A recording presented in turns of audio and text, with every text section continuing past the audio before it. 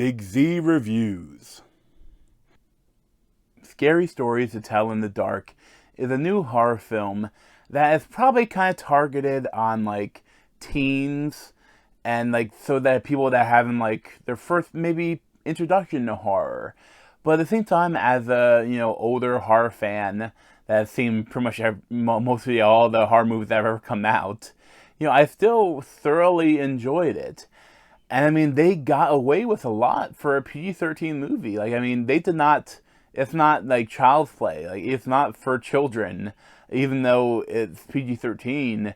I think definitely some creepy, disgusting moments, and I really enjoyed the movie.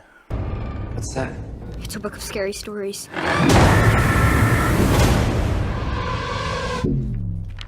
Tell me a story.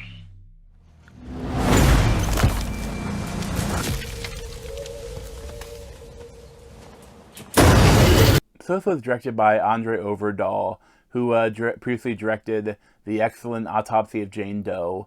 And it was also produced, and I think it was partially written by Guillermo del Toro. And you can see his impact on this movie. And I mean, it's like a haunted house story. That the idea is that these are based on the series of books with these great illustrations. There's like short stories and that I think I read some of them, but I didn't get into as much as some other kids maybe. But I think I was hit more. I did Goosebumps. Then I went into the other story. I think it was from R.L. Stine, but I think it might have been a different name. Like it was for more the young adults, where there are like all these murders, and there's this like witch that was killed 100 years ago that's coming back to kill all the kids, the next generation. That was kind of my series of books I loved when I was like a teen. I can't remember what they were called, but I thoroughly enjoyed them. And I think I read at least a couple of these books, I think, and I looked at the pictures. I know of it, but it wasn't like something that greatly impacted my youth. But still I know of them. And it was really cool seeing these things brought to life.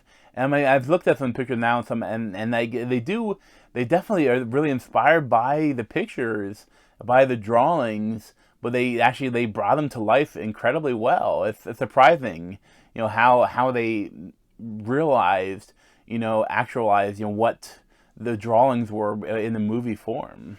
So the film is like set in the 60s, and the idea is that there are these group of friends that they're four friends that they're maybe like the last sort of Halloween, like they're reaching the end of high school and maybe going to go to college, or they didn't really talk about college much, but they're adults now, and they go trick or treating one last time and maybe try to get revenge on the jock that is always like stealing their candy.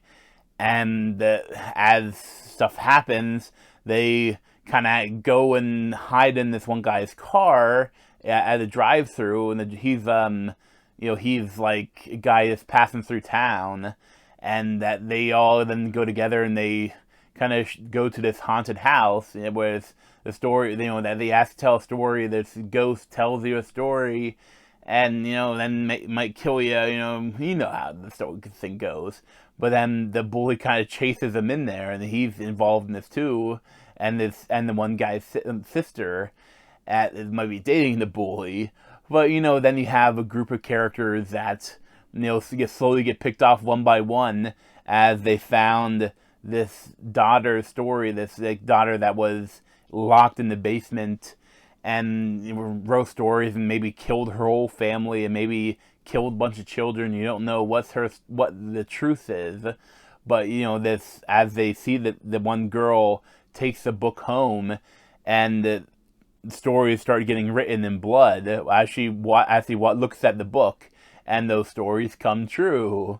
And I liked all the actors. The main four are Zoe Margaret Coletti, Michael Garza, Gabriel Rush, and Austin Zazier. And those are the main four. And I think everyone did really well. Although the one guy, I think Austin Vigier, he is kind of more like the comedic relief guy, and he could get on your nerves a little bit. But I think the star of the film is definitely Zoe Margaret Coletti as Stella Nichols. And I really love how they introduce her character, because like she is, her mom like disappeared and she lives with her dad, played by Dean Norris. And she's kind of depressed, and she doesn't want to really go trick-or-treating again, but her friends like convince her to do it. And then you see her, putting on a witch costume, and you see like it's some like character development that you don't even really, if you blink, you may not notice. But like she opens the drawer and she's like doing makeup like to put moles and stuff on her to make it look like a witch. But you see like there's like a razor blade, like a bare razor blade, like in the drawer too. So I think it's kind of thinking that maybe she might be a cutter, so that she is definitely like she is depressed, and she's a storyteller, she is an author, and so that she is going to really feel for this ghost that writes these scary stories. And there's going to be a lot of interesting parallels between them, or I really like what they did with it. And when you start getting to the scary stories, they could feel it could feel a little bit like a series of short stories with other stuff like is kind of combining them, but it doesn't really feel like that. It doesn't really feel like a bunch of like an anthology of short films. It definitely feels like a full story with just bits that the characters' death scenes, and they are scary. They're creepy, and like there aren't many jump scares. There's like a fake jump scare towards the beginning. But most of the other stuff is more based on like the creepiness or the disgusting, and like I like that they do that. It's not there's not a bunch of cheap jump scares, and like it's like the stuff that the monsters the how they made them, it's really creepy. Like I really liked everything they did with it, and it was a lot of fun. It's a fun little horror film. It's kind of surprising they didn't release it closer to Halloween. This doesn't feel like a summer film. It feels like a Halloween film. Although I guess if they release it now, they can maybe try to get it out to Blu-ray by Halloween. But it is. I thoroughly did enjoy the film. I hope it does well enough that you see a sequel, because they do. They wrap everything up pretty well, and I like how it turns a little bit into like a mystery sort of thing where they're trying to figure out what happened to this ghost, and it reminds me a little bit of something like The Ring. And it works really well. And I mean, there's some stuff left open-ended.